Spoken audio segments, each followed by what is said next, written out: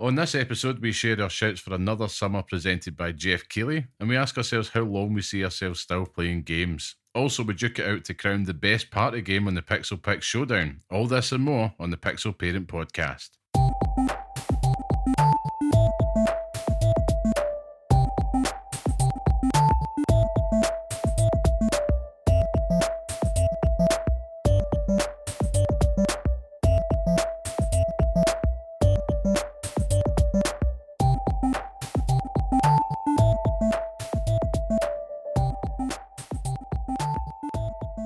Hello and welcome to the next episode of the Pixel Parents Podcast, the show that discusses all things gaming from the perspective of parents. I am your host, Liam Kelvin, and of course, I am joined by Scott, the tastemaker. Curry, how are we, Scott?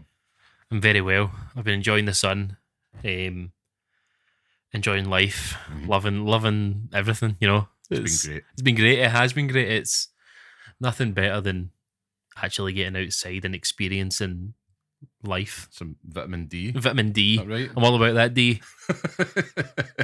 No, I think I've been experiencing some vitamin BBQ this past weekend. Boo. I know. It's been absolutely fantastic getting the calls on.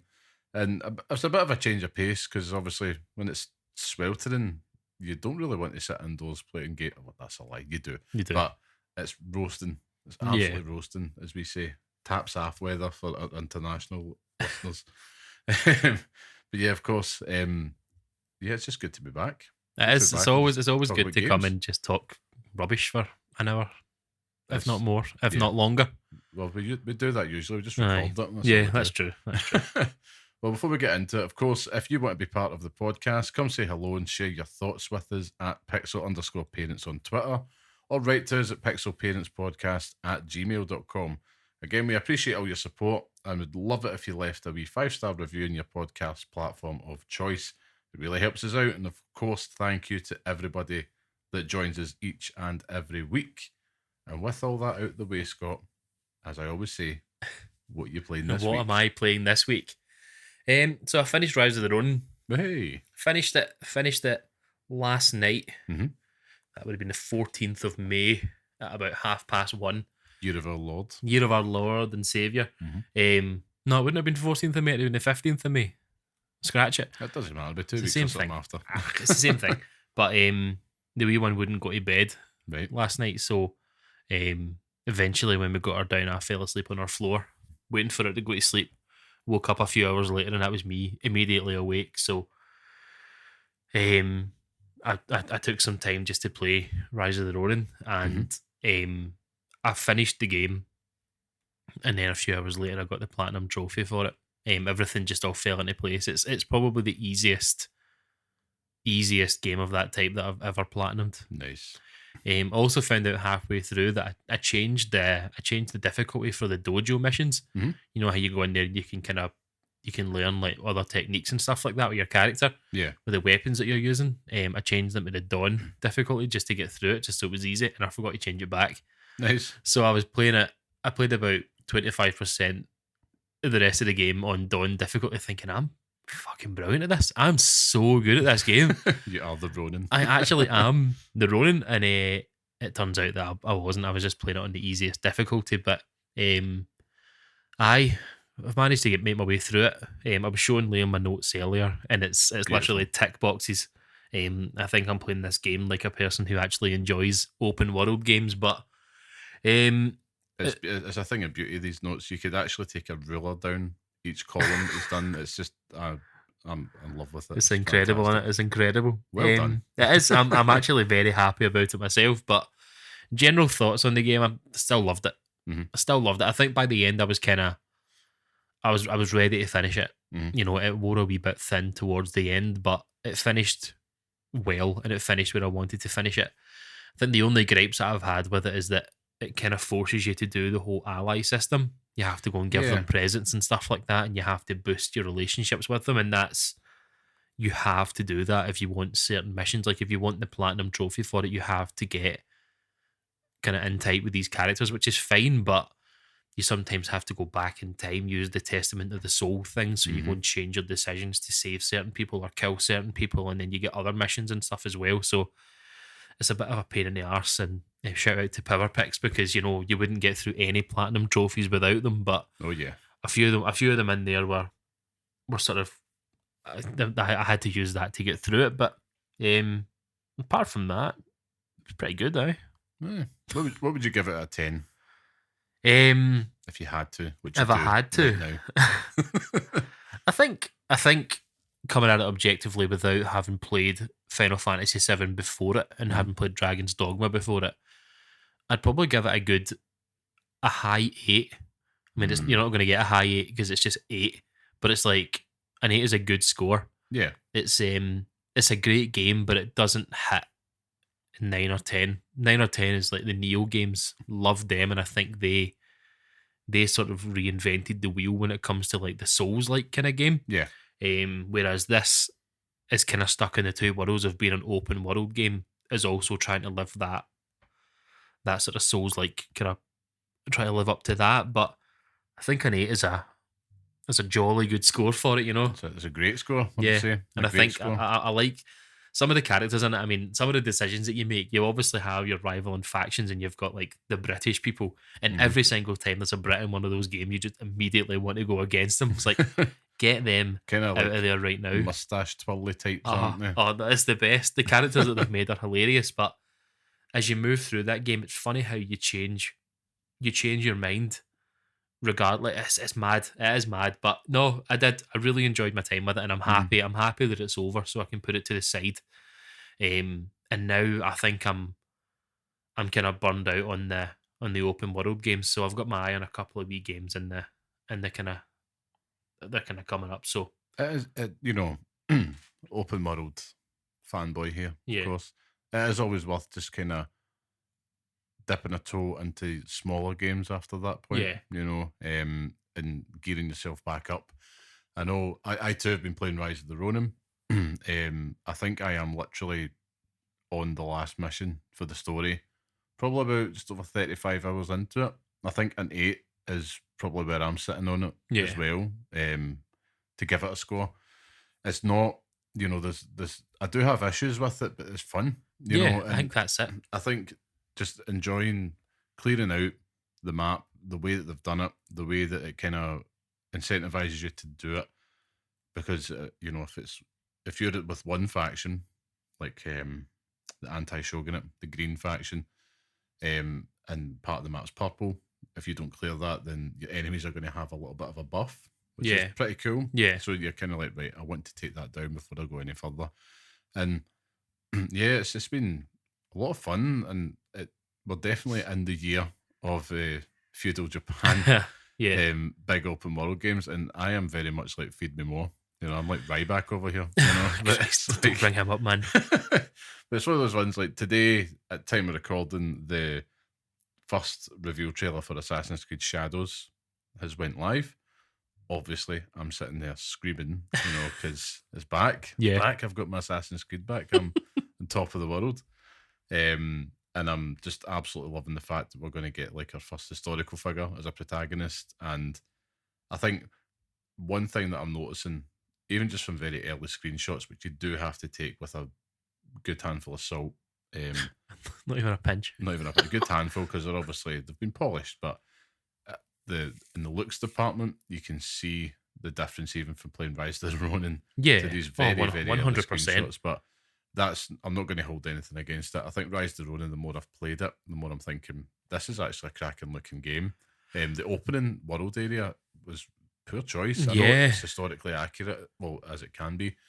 But I'm wondering, with Rise of the Ronin, Assassin's Creed Shadows now, Shogun being a big hit on Disney Plus, is this the peak of being like feudal Japan pop culture endgame just now? Like we've been dying for it for years. Yeah, it's and all been come at coming. once. I think in games and in media, you do get to a point where that just becomes, there's certain things that do just kind of come along all the time. In vogue, In vogue. to say. Did that as if anyone can I see know. that. They're popular You did the Madonna pose. dance move.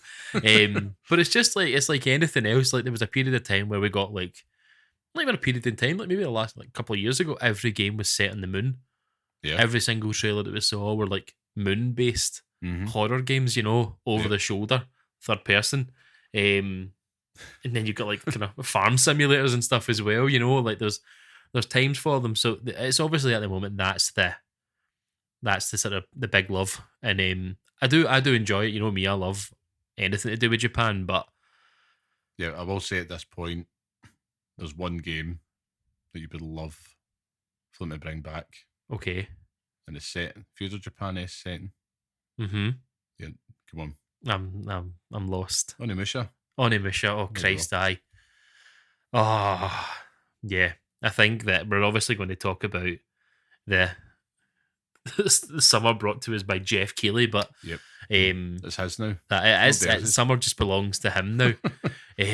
But aye, I'm all in on sort of feudal Japan, and I'm interested to see what they do with it. I think that with Assassin's Creed, you know me, I have a sort of love hate relationship on it.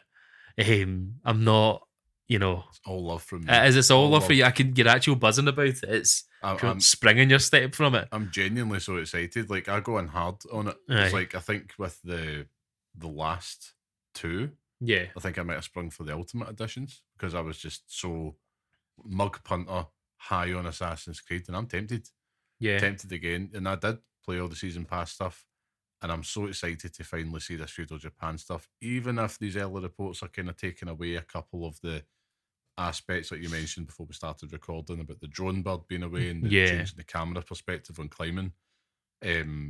Well, I'm really excited to learn more, and we'll see more at Ubisoft Forward in June, which is next month. yeah.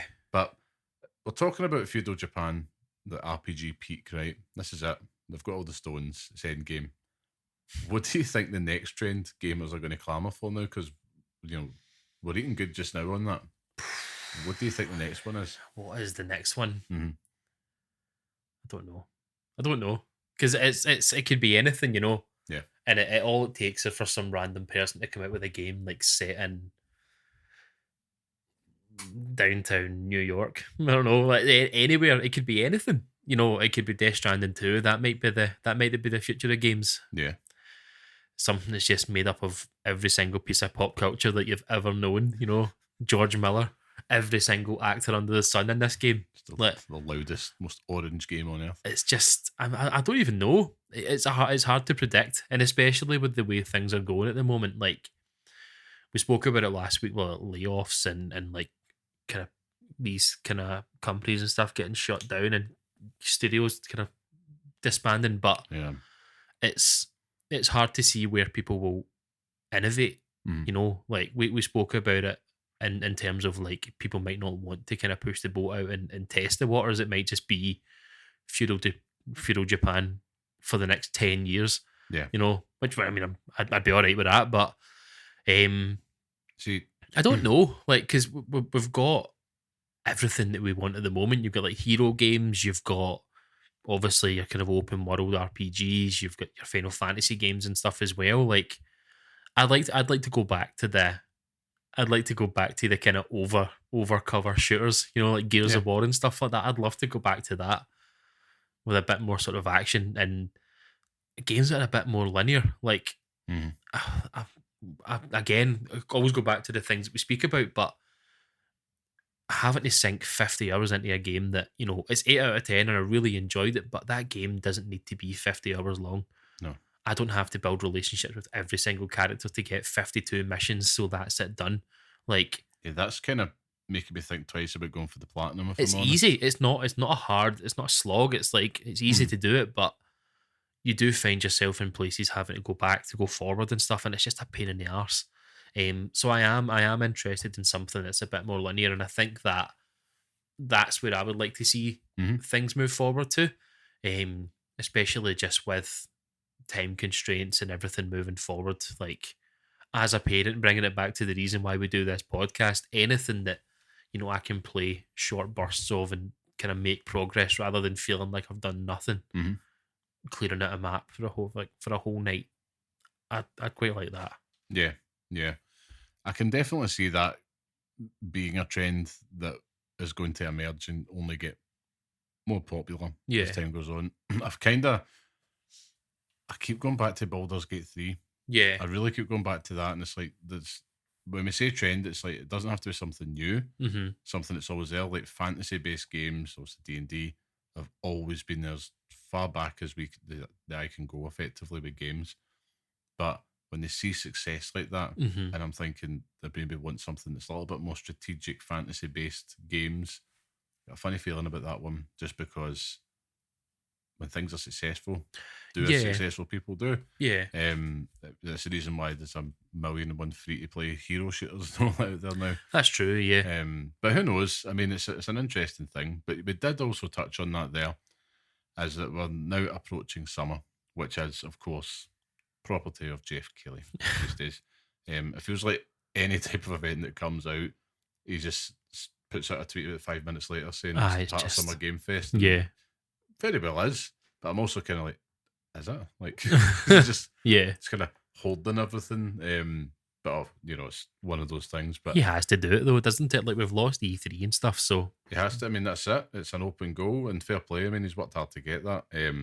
But it's one of those ones where we're going to gaze into the crystal ball a wee bit and kind of like, what our expectations are this year? Because right now, I'm feeling we're approaching the halfway point in the year, and outside of some big things that you can set your watch to, like your Call of Duties and all that, Assassin's Creed, PS5 Pro, State of Play will no doubt come. yeah. But what else is there?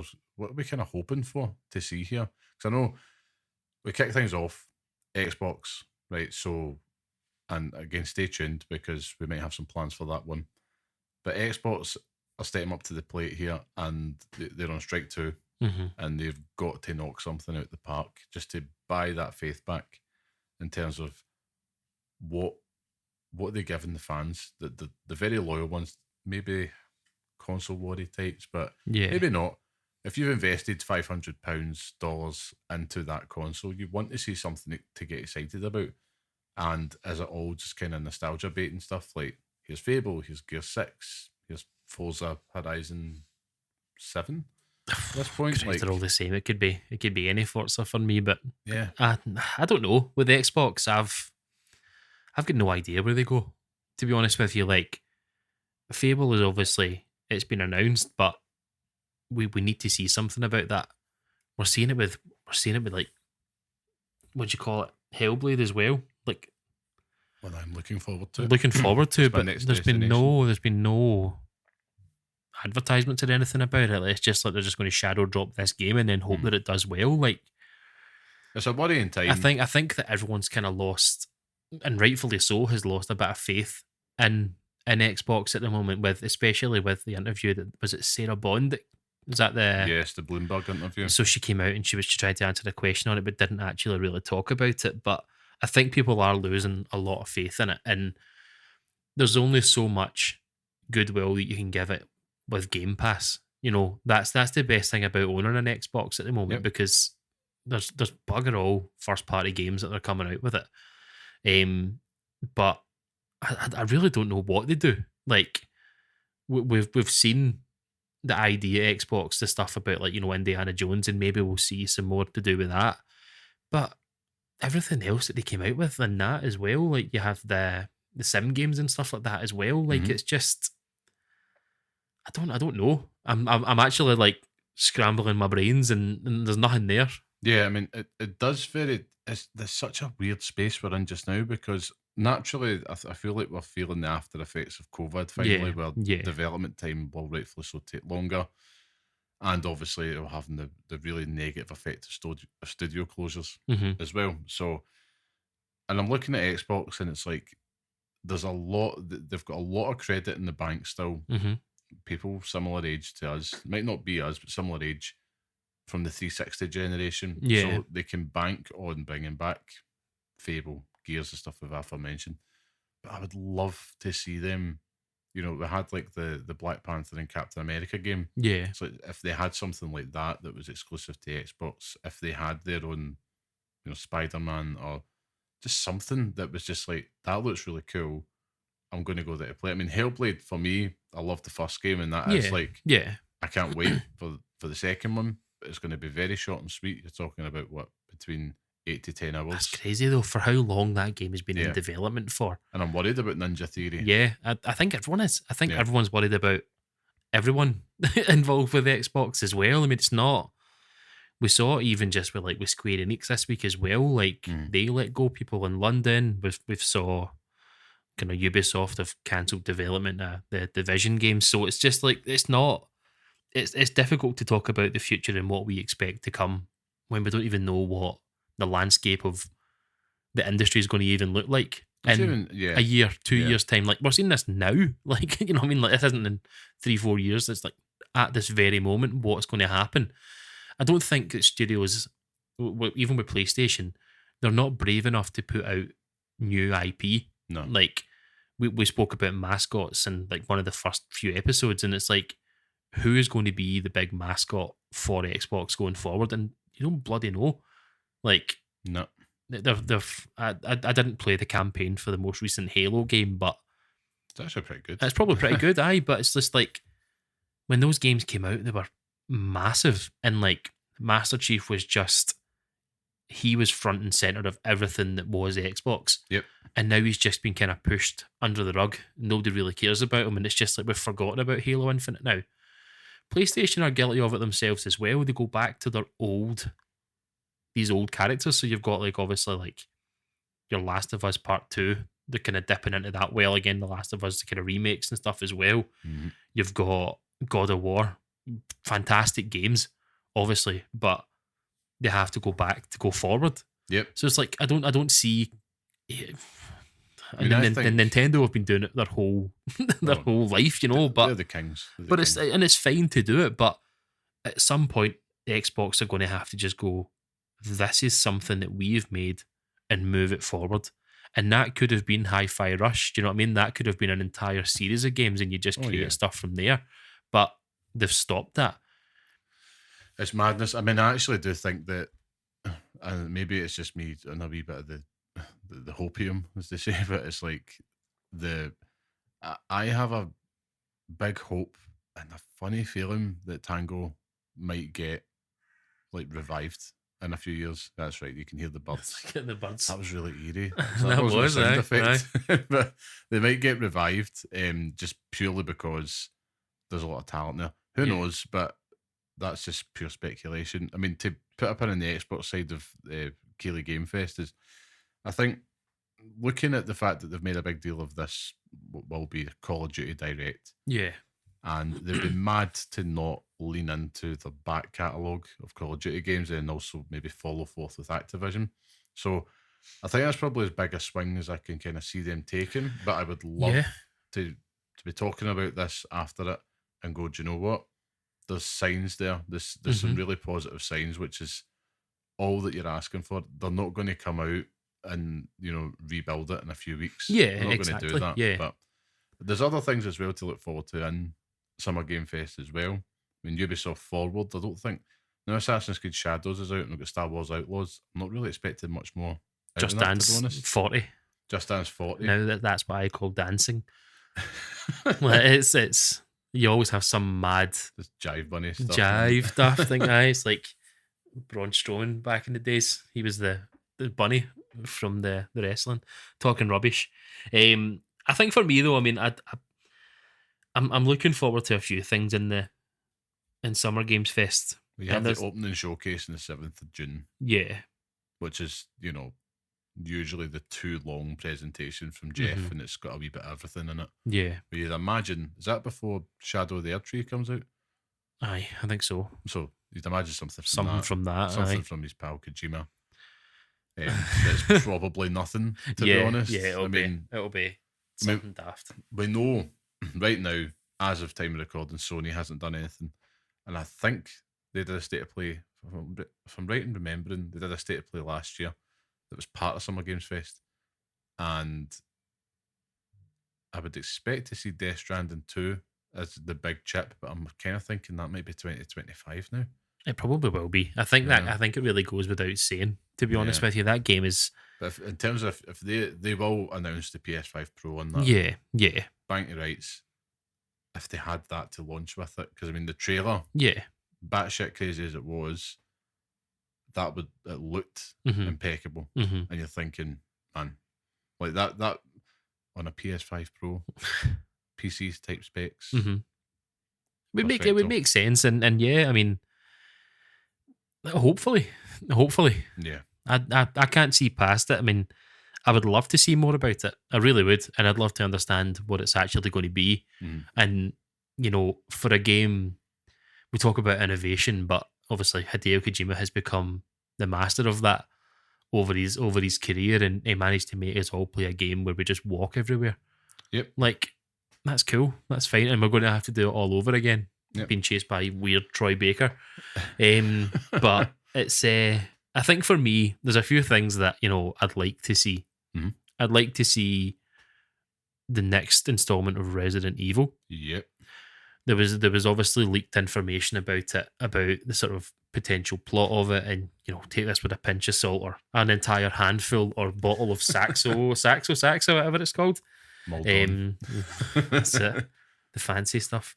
But they're talking about it being Leon again, but he's older, Right. and it's just kind of they go back to somewhere in Europe as well. So there's a lot to do with that. Because the leak was it's been in development since before Resident Evil 8 Village, so it's been a long time cooking, and it sounds pretty cool.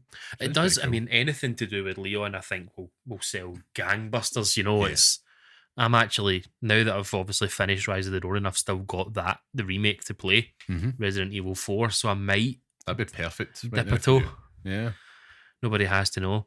You could also play Hellblade and get rid of Hellblade too. So I never spoke about it earlier on, but I've got a couple of games that I'm actually kind of looking at the moment. That Animal Well, the one published by Donkey. That's on PS Plus. It's on PS Plus. It's been getting mad reviews, so I'm kind of interested in looking at that. Yep.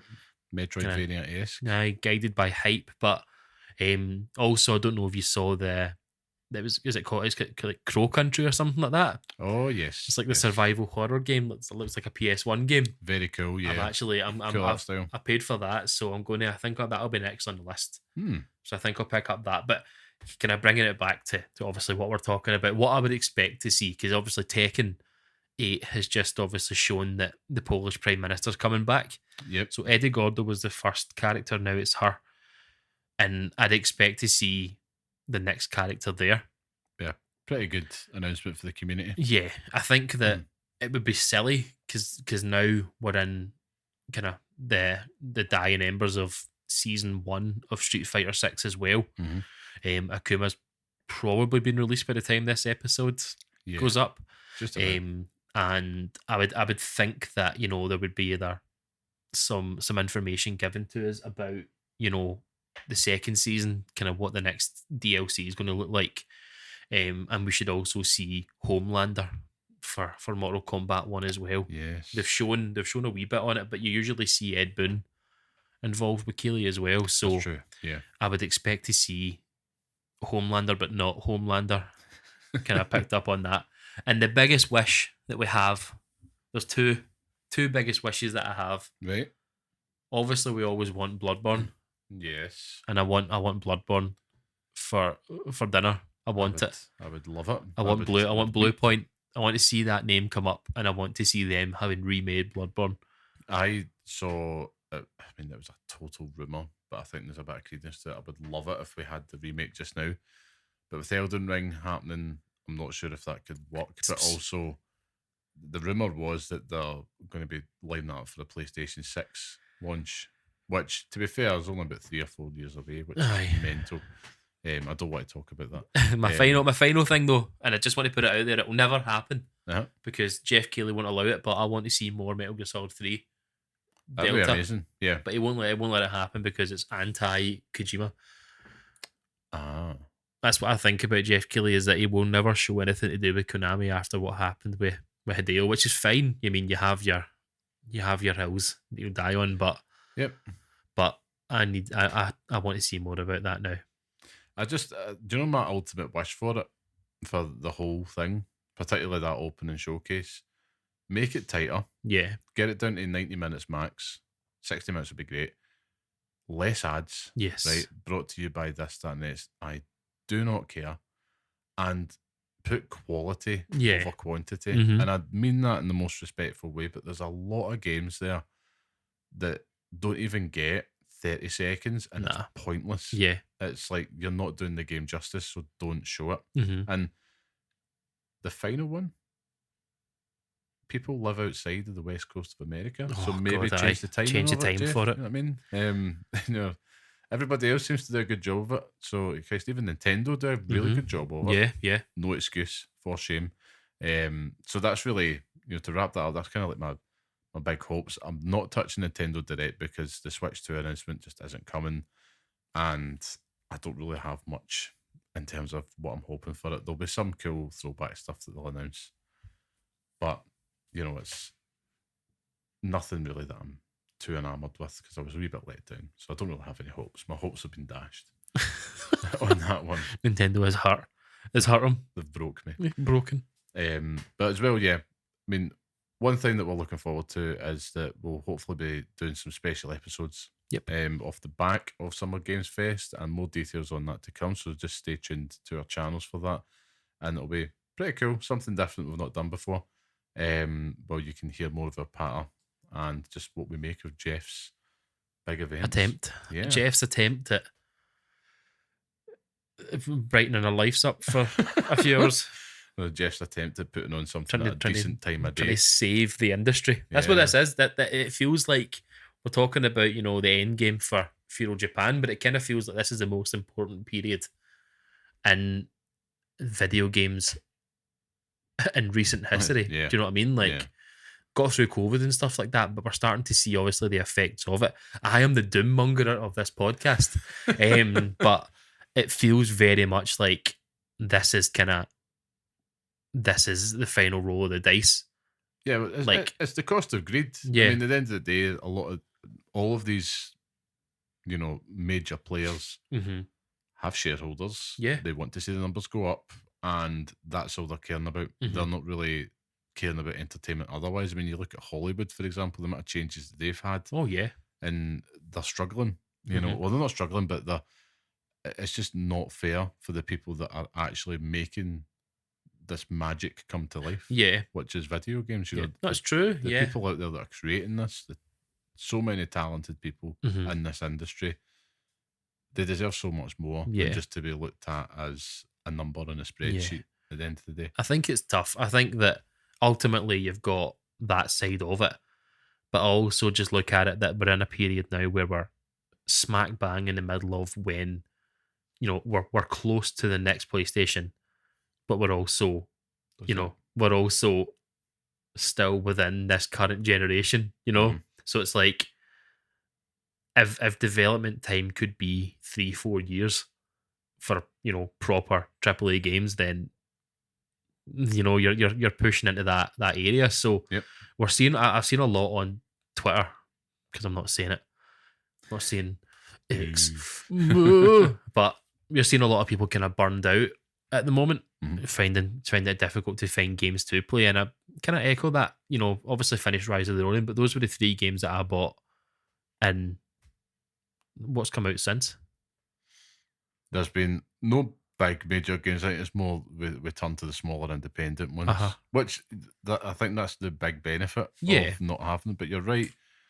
In comparison to like last year, where it just felt like an absolute barrage. It just feels like we're in this moment where it's too soon, but also too late. And I think that we're going to start seeing that affecting us more than we think. Well, bring the tone of the podcast down. I love this podcast. It's a real laugh. I'll tell you a joke. I'll tell you a joke to make you laugh. Because the wee one told me this in the car today, and she said, "Knock, knock. Who's there? Interrupting cow. Interrupting Moo. cow." That's good. That's good. It's brilliant, man. Excellent. Well, I suppose that was probably time to move on to the main topic that we do have this week, and it's one that I would call still game. Much love to Jack and Victor, but it's really just to ask ourselves the question: how long do we actually see ourselves gaming? And I mean that in a positive way. It could be something that we see as confirmatory. It could be something that's like, is there anything that worries you? I'll get the ball rolling. And I do see myself gaming for as long as I possibly can. And I mean that in the sense that one thing that I'm worried about as I get older and this is many, many years down the line, but it's like if I ever couldn't, let's say I Yeah. get arthritis or something like that, and I Aye. can't actually hold a controller, which is why, I'm really hoping that I can sit and play these games, particularly with my son, who's shown a big interest. He wants to play Pokemon now, so I need to go and invest in some Violet. But I think it's one of those ones that I look at it and it just made me think the other day because I'm like, all right, I'm now going to start to take him down this path Mm-hmm. and share gaming experiences with him, and hope to God he gets better at it. But I'm like, I would love it if we were just able to do that 20 years time or something, and you've just got this little co-op buddy that you can play with, and it's something that I think would be very unique to our generation of parents. Obviously, when I was younger, it was like my dad was like, "That's it's just a toy. There you go." Yeah. Whereas there's a culture about it now, and it's something that you do. It's a passion. It's more than a hobby. And I do think that it's one of those ones that I would just love to be able to do that. And there's something I'll come back to, but I'm going to ask you the question before I do. How long do you see yourself playing video games for? 16 years. No, Precise. it's like 472 days. For as long as humanly possible, to be honest with you. Even if it's not, even if it's not me actually sitting down and playing something, it's still engaging in something that I enjoy. Or finding ways to do that with, let's say we were to get arthritis in our hands or whatever Mhm. like that, there's obviously controls and stuff out there to make that life a wee Yeah. bit easier for you. So, it's adapted for it. But I think as you said, our parents growing up, I mean, my dad literally couldn't have cared less about it. Yeah. Didn't even know what a PlayStation was, probably. It's just They occasionally come into the room when a new console is there, and it's like, God, Dad, what's wrong? so you're like it's always that kind of thing when you're playing something, you go down to your mum and dad and like, come and look at this, come and look at this. And it's like Nina from Tekken 2, just standing there blocked. Good blocked. Aye, but it's like, oh, aye, that's great.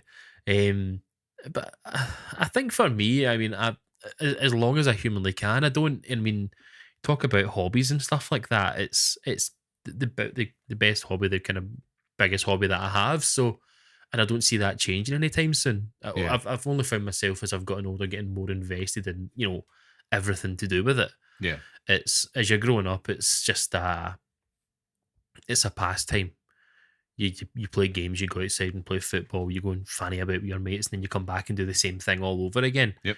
Whereas now it's catching up on things on Twitter, reading up about the industry and stuff. So I've become more ingrained in that thing with it. So I'd love to be 60, 70 years old and still playing games, but It'd be brilliant. it'd Imagine be that class. streaming at that age. Well, you do see it. You do see it now. There's an older guy that plays Battlefield. Oh, he's You always see clips unreal. of him like sniping people from about 9 million miles away, but The joy it gives him. and I think he's disabled as well. I Oh, think really? he does have disabilities, but I mean, come back to me if I'm completely wrong about that. But I'm pretty sure that he does that because he is disabled. He can play it.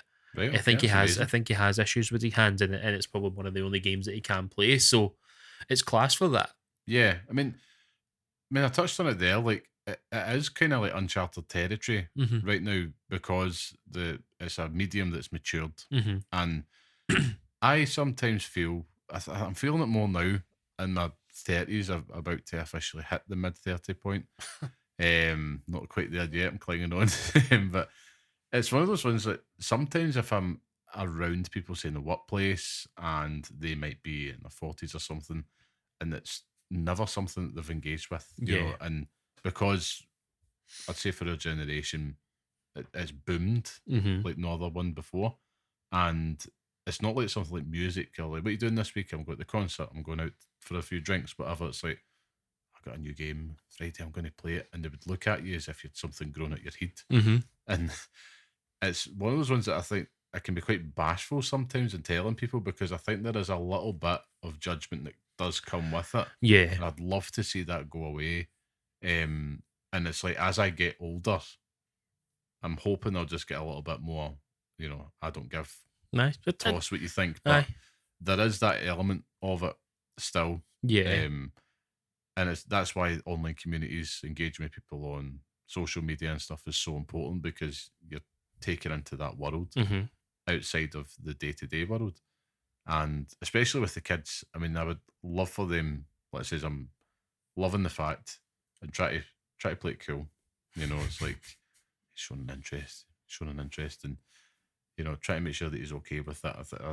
The ship is sailed for my daughter. She'll happily watch it though. Yeah. Like that's kind of part of their Mm-hmm. digital vocabulary at this point. But I think it's interesting. Just thought as I'm thinking about it, as we get older, is it just going to be something as commonplace as like going to the Bulls Club? You know Going what I to mean? the Bulls Club. The Bulls Club. Bulls. I think so. I think so. I'd love I that. think that as as we've grown older, the stories that you would see online of like 6 to 8 year old women play Skyrim, Yeah. that was something you'd look at and be like, haha, that's funny. But hopefully now, that's just normal. Mm-hmm. I mean, I think that we're guilty of, and if someone came up to me and said, "Oh, I'm going to a Taylor Swift concert, come after me," I'd be like, "Why?" Oh, you've done it now. The Swifties are going to come after me. But it's one of those things where, I mean, hobbies are hobbies for a reason, and like for better or for worse, if I say to someone, "Oh, I'm going to just stay in today and play Death Stranding 2," have a look at this trailer for it, mad octopus babies and all that. It's like they'd be like, "What the?" Exactly. Like, what the fuck are you doing? But I think that as we've gotten older, it has developed into a vocation that is wider accepted. It's something that we see a lot more of, and it does seem to be more accepted in pop culture. There's still an element of it where it's like,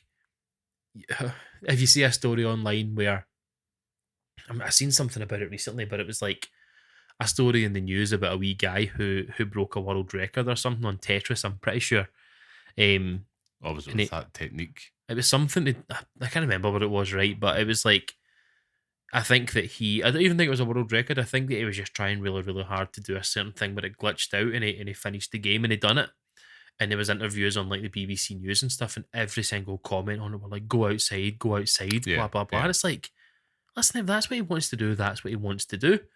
So, but these are all people that are sitting, Daily Mail readers that are like, oh no, like people enjoying things. I'm just gonna bring that down.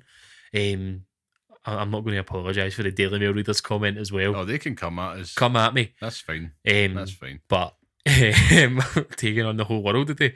But I think it is something that it's wider accepted now than it ever has been.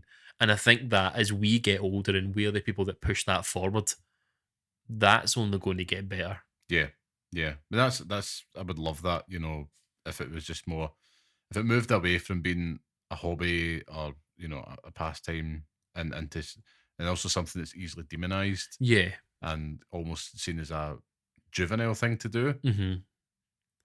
I would love it if the art form was respected and it's matured to that point. And I suppose it's down to us, the bastions of that culture. That's true. I think that there's always going to be, because I'm thinking now about like, it's not the perception of it, it's how are we engaging with games at that point in time?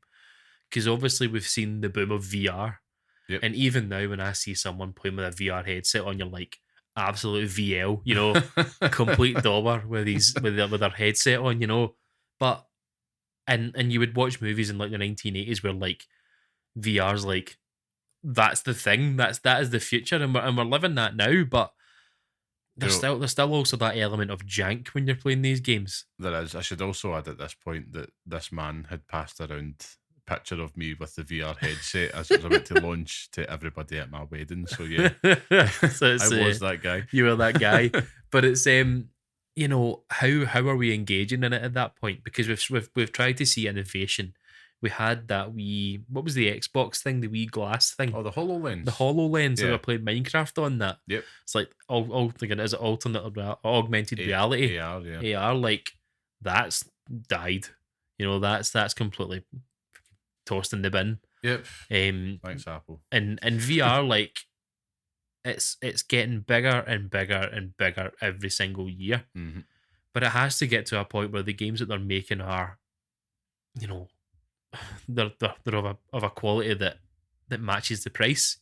Yeah, and the big issue, I mean, it's a very niche space within a niche, I suppose. I mean, the reason why I fell away from it is just I get motion sick. Yeah.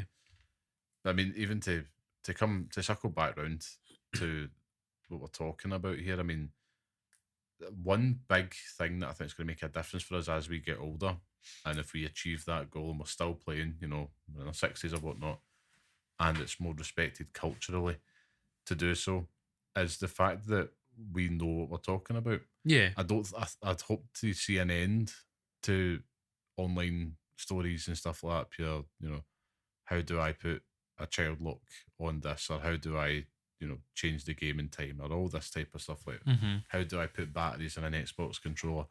That type of stuff. Where it's like that.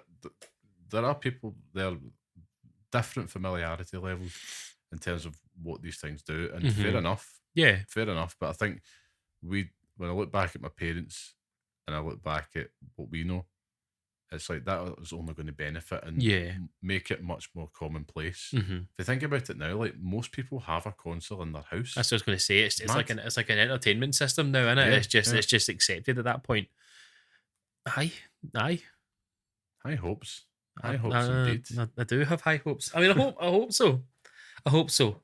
I do hope so. I mean, but yeah, I mean, to sum things up, I mean, my big goal, like I said at the start, is I would just love it if I was playing co-op with my son, and when a big game comes out, we're able to share in that. One of the main reasons I brought this up was because I was talking to my wife about PS5 Pros coming. Obviously, it's basically the investment chat, and it's like, yep, I'm going to go for that. And obviously, now that we're living that content creator life, it's like, listen, the life chose us. That's it. We have to now. But it's like, well, we'll do it regardless. And it was like, what are you going to do with the old one? I was like, well, I was going to hang on to it because there's a part of me that's like, I want to kind of have that preservation, and I really do want to be able to pull it out, like the console, to be like, if my son's like, what was that like? It's like, we've got it upstairs, even though it's not like pulling out like a SNES or something like that. Yeah.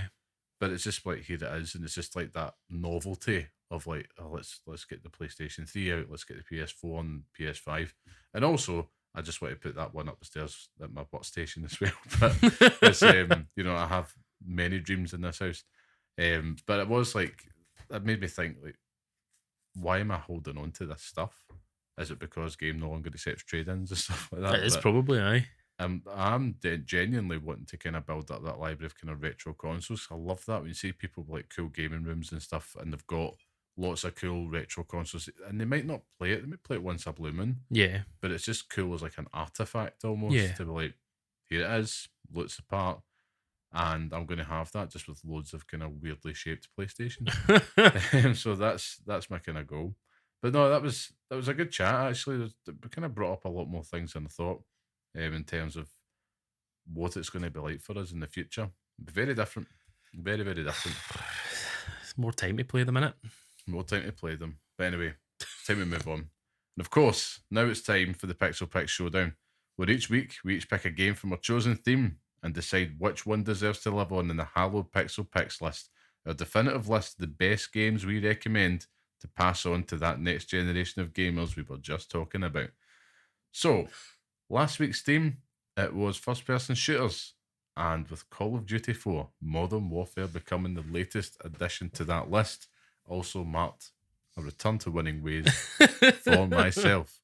And yes, I was very happy about it. Very happy about it. So this week's showdown, we're debating what party game we think should feature on the Pixel Picks list. And of course, as always, last week's winner goes last, and I'm pleased to say that's me. So I'm not pleased about that. What is your pick? And of course, I think we'll follow last week. Give me honourable mention. Honourable and mention. Then your pick. Let's go with that. So I toiled in this one. This is probably the most difficult one, purely because You hate a party. I do hate parties. But it was trying to define, you have your party games that you play. So you have like Mario Party, and it's like that's probably the only party game I actually know. Yeah. That's basically it. So then I just started thinking about what are games that I've played at parties. Mm-hmm. So like I remember times obviously we've played Outlast, not a party game, but we played that at a Halloween party. It's great fun. We played Until Dawn together. Also great fun. Hilarious fun.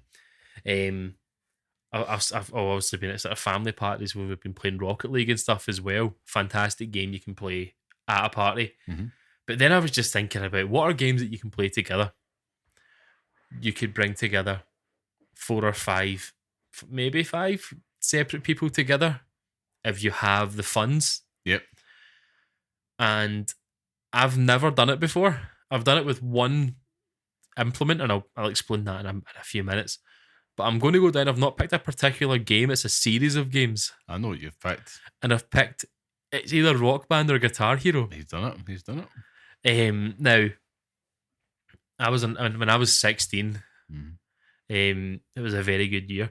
It's not a 17. I was 17 though.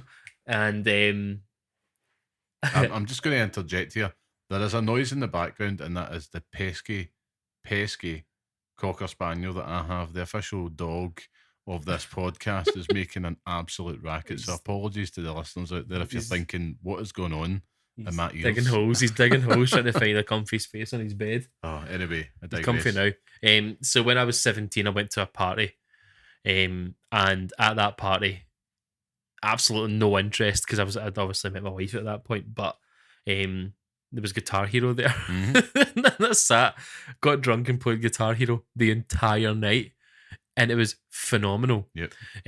Now I can obviously remember periods in time where I've played Guitar Hero. I used to play Guitar Hero all the time through the fire and the flames and all that. Oh yeah. Guitar Hero 2 with Freebird, Metallica and stuff as well. Like you've got a whole litany of games, and then you've obviously got the Rock Band series with like the Beatles one as well. Oh, so it's like so good. If you could get a band together for that, have a party, you could play that at a party. Yep. I think that's the one.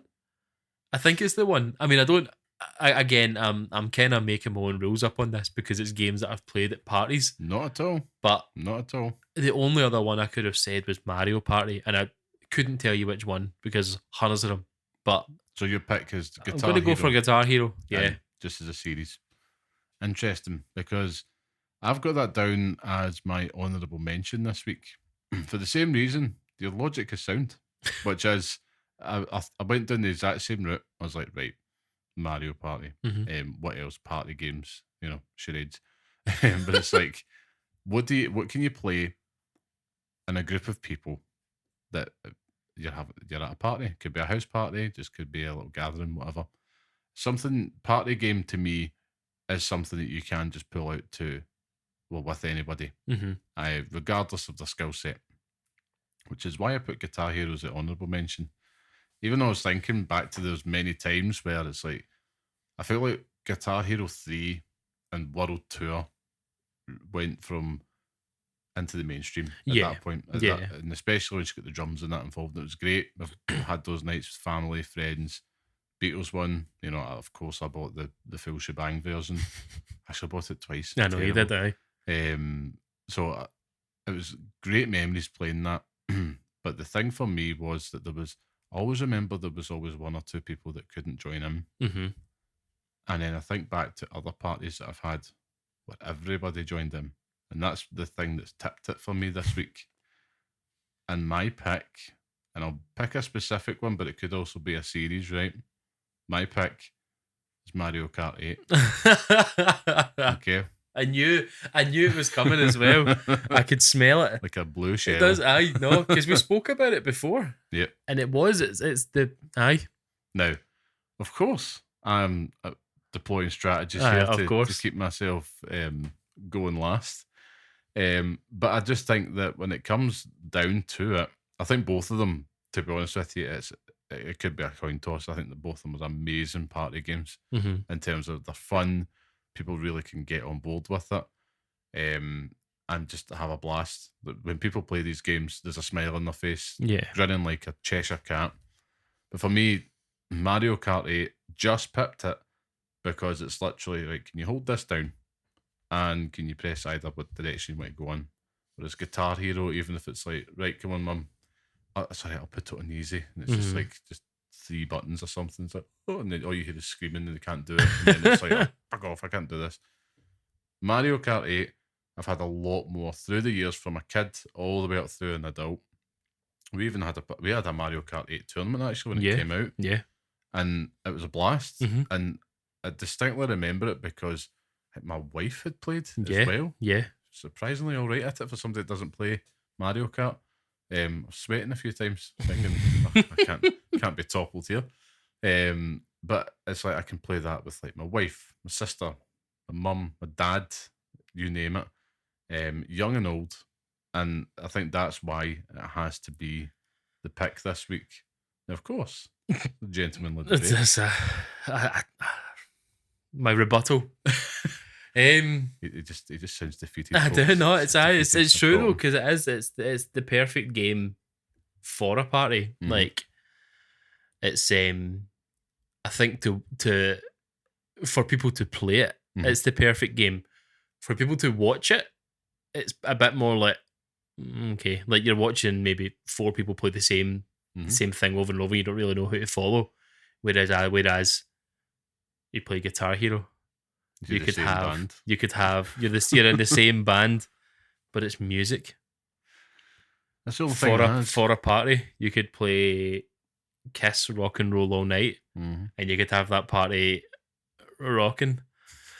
I'm trying my hardest to make a point for it, but I really can't. I just want Guitar Hero to come back. If Xbox drops Guitar Hero, I will get Phil Spencer's face tattooed on my arm. Big Phil. I'll get his face tattooed on me. But it's one of those ones that, I mean, it is kind of making a comeback through Fortnite. They have kind of said that they were going to do it through that. But it's like, I just want an actual Guitar Hero game. It would be amazing. And the peripherals and stuff as well. Like, it was always class to have them. I can't remember what the last one was called. They changed the guitar controller on it, and I played it. And it Rocksmith. It wasn't Rocksmith. No, it was the actual last Guitar Hero. Can't remember the name of it, but they changed the guitar controller of it, and basically it was, instead of it just being 3 buttons, they were stacked. So you had like 2 rows of 3.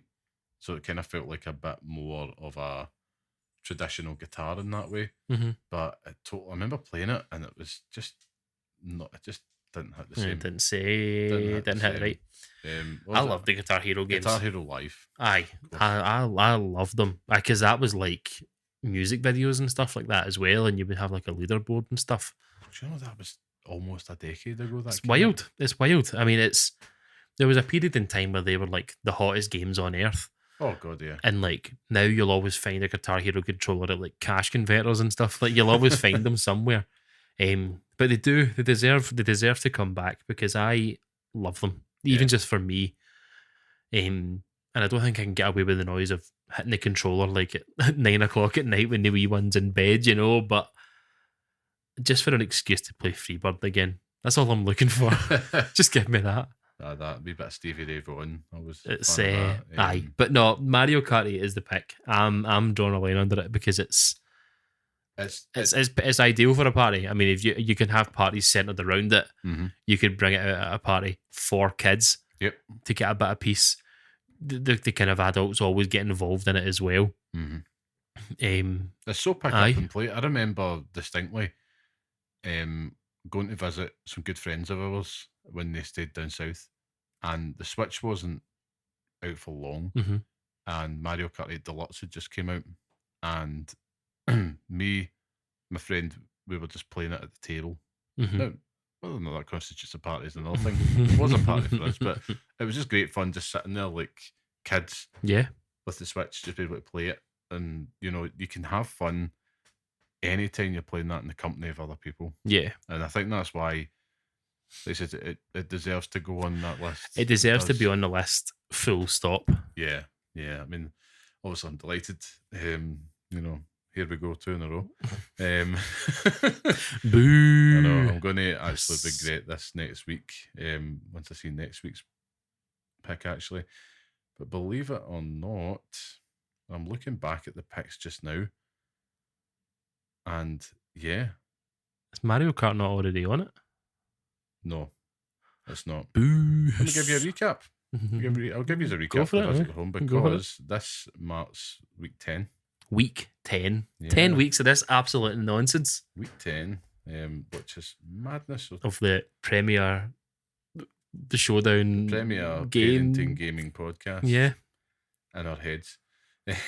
So, yeah. So week 1, just as a little recap, we'll kind of show you what it was. Week 1 was platformer. Super Mario Odyssey got that. Mm-hmm. So, of course, You. me. Week 2 was fighting. Tekken 3. Me. Yourself.